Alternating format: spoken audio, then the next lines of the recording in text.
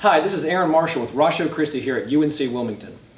One of the most important things, I think, in discussing social issues is an understanding of the difference and the similarities between what we call the sacred and the secular. Now, when I use those terms, and this comes from Francis Schaeffer uses this analogy a lot that we're going to talk about today. When I talk about the sacred, what I mean is anything that sort of fits under the rubric of things that I am using my Christianity or that's informing. So things that are faith-based, so to speak. So these are sacred. These are have to do with my Christianity. And then other things that are just simply secular. And those would be things like job and schooling and these other things that don't inform my faith. At least that's how the world presents it. And I want to challenge that view today. And the way I'm going to do that is, again, I'm using an analogy that Francis Schaeffer used.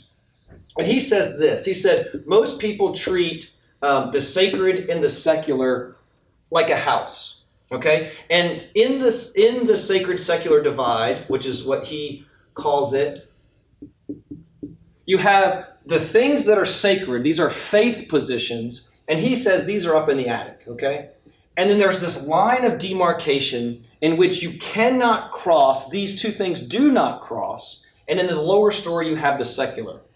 And the way that most people view these, and this is certainly the way we're here at UNC Wilmington today filming these videos, this is the way that most people at UNC Wilmington view these issues, is that there are certain things that only apply to my secular life. And those may be, again, job and education and all sorts of things like that. And it's fine if you want to have faith. Okay? If you want to believe in Christianity or whatever you want to believe, that's fine, as long as you keep it private. See, in their view, the secular stuff should be public, and the faith, the sacred stuff should be private. So if you want to believe that stuff in the privacy of your own home, go believe that. That's fine. But don't ever try to bring the sacred into the secular world. And what Schaeffer teaches, and I think he's 100% right on this, is that if Christianity is true, then that is false. And there is no sacred secular divide. And what he says is, and I think he's true, is there is nothing in the world that God doesn't look down on and say, mine. So there is no sacred secular divide. There is nothing that you do in your life, if you're a Christian, that is not informed by your Christian worldview. There is no private public distinction. And the reason this is so important is because so many Christians have bought into the lie of this sacred secular divide, and there seems like they're walking around living their life with all these different hats on. So on Sunday mornings, maybe they put on their Christian hat and they go to church. Then they go home, they take that hat off, and they put on their sports fan hat when they watch football, and they live a very different life. Then they take that hat off and they go.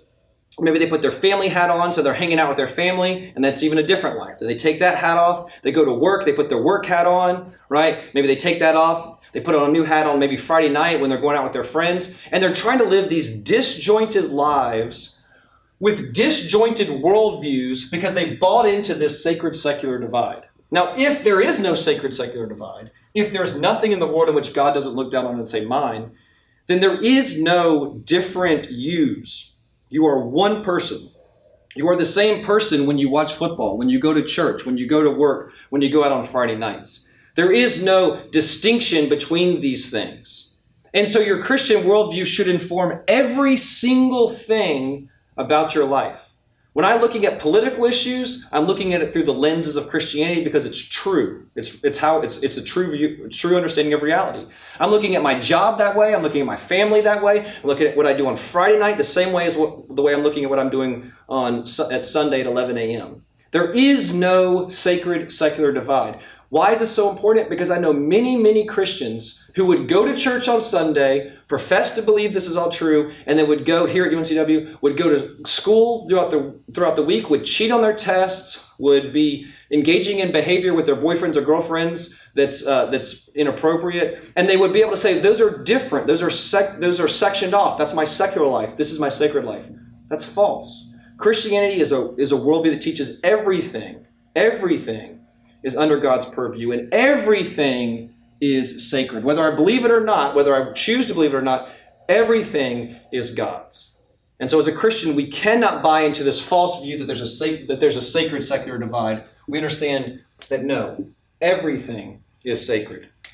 Now remember, at Ratio Christi here at UNC Wilmington, we always want to encourage you to ask good questions, but don't just ask good questions. Also, seek good answers.